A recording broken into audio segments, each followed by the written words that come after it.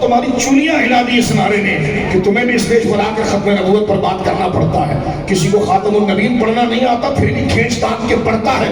اس کو پتا ہے کہ اسٹیج اسمبلی میں تو ڈبہ چینج کر کے کوئی بھی طلاق پہنچ سکتا ہے، لیکن گلیوں کے اندر رسول اللہ کے عاشقوں کی حکومت ہوا کرتی.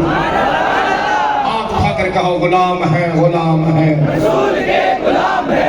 اس کا مطلب کیا ہے نوجوانوں؟ اتنے نوجوان بیٹھے ہیں. اس کا مطلب یہ ہے جو رسول اللہ سے غداری کر جائے نہ وہ ہمارا لیڈر ہو سکتا، نہ پیر ہو سکتا، نہ مولوی ہو سکتا. توجہ ہے آپ کی؟ اور کر رہے ہیں آپ؟ لہذا جو مرتبہ حضور کا ہے وہ کسی کو نہیں دینا. جو عزت حضور کی اس منصب پر کوئی نہیں آئے گا. لیڈر وغیرہ ٹیشو ہیں، ان کو دل میں نہیں لایا جاتا. یہ دل امانت ہے رسول اللہ کی. بندہ غلام کسی سیاستدان کا نہیں ہوتا، بندہ غلام رسول کا ہوتا ہے. اور غلام اس کو کہتے ہیں جو آقا کے حکم پر بیٹھے اور اٹھے.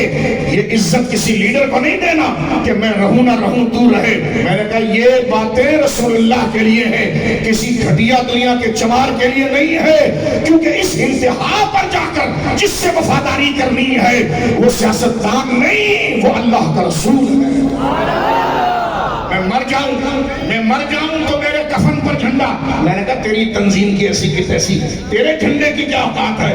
دنیا بھی تو نے برباد کی، تیرا جھنڈا اپنی کفن پر رکھ کر میں نے جہنم میں جانا ہے. جس نبی کے لیے میری ماں نے دودھ پلایا تھا، قبر میں جاؤں گا تو جھنڈا نبی کا لے کر جاؤں گا. کیونکہ یہ حق کسی سیاستدان چوڑے کا نہیں ہے، یہ عزت اللہ نے صرف نبی کے جھنڈے دی. تم نبی کے جھنڈے سے برابری کرو گے، مسلمانوں کے کفنوں پر تمہارا جھنڈا آئے گا. کیسے نمازیں قبول ہوں گی؟ یعنی دین اتنا گر گیا کہ رسول اللہ کے حرمت والے جھنڈے کو سیاسی جھنڈا قرار دے دیا جائے کہ آج مسلمان نوجوان مرے تو اس کی قبر پر کسی تنظیم کا جھنڈا ڈالا جائے. جو تنظیم صرف حرام خوری کے علاوہ کچھ نہیں. یہ بدن رسول اللہ کی امانت ہے. قبر کی روشنیاں صرف حضور کے نام سے ہوتی ہے. اور اپنی زندگی میں مقتدا، یہاں تک کہ ماں باپ ہر رشتے کو جس کے قدموں پر قربان کر کے اس کو جو عزت دی جاتی ہے، وہ دنیا کے ایم پی اے، ایم این اے، وزیر اعلیٰ، چیف جسٹس نہیں ہوتے، وہ صرف رسول اللہ کی ذات. سمجھ میں آ رہی بات؟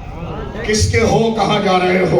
اس لیے امام محمد رضا نے کہا تھا انہیں جانا انہیں مانا، نہ رکھا کسی ٹٹو سے کہا. جو ہے آپ نہیں، ہمیں تو شاہ صاحب ہم کو اسٹیج پر بلائیں گے، اس نے میلاد کا پرمیشن دیا.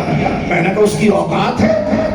میلاد کا پرمیشن وہ دے گا، وہ دے گا، وہ دے گا. اس کی اوقات ہے؟ یہ زمین بنی میلاد کے لیے، آسمان بنا میلاد کے لیے ہے. ہم طنز نہیں کر رہے، لیکن تم کسی کو میلاد کا پرمیشن لے کر اتنا بڑا گرو نہ بنا دو کہ اس پہ عاشق بن جاؤ. پیچھے وہ صاحب میلاد کی شریعت کے خلاف قانون لا رہا ہو اسمبلی کے اندر، اور تم کرو بھائی نے قانون دیا تھا. یہاں بھائی بہن کوئی نہیں ہوتا، صدقہ چلے گا مینا کے نام.